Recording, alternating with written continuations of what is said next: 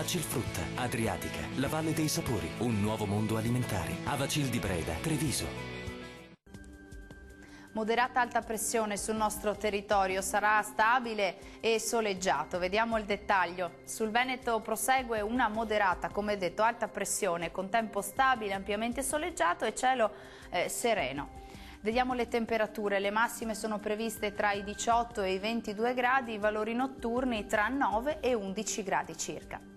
Come sarà invece il tempo sul territorio del Friuli Venezia Giulia?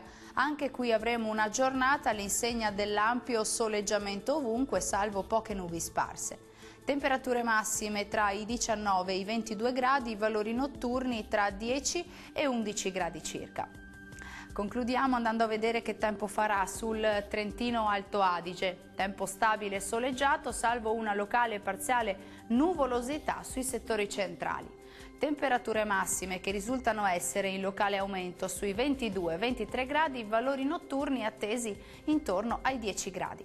Il mare sarà generalmente calmo, i venti moderati sudorientali localmente deboli da nord-est sul Golfo di Trieste. Dal meteo è tutto, grazie per l'attenzione e arrivederci.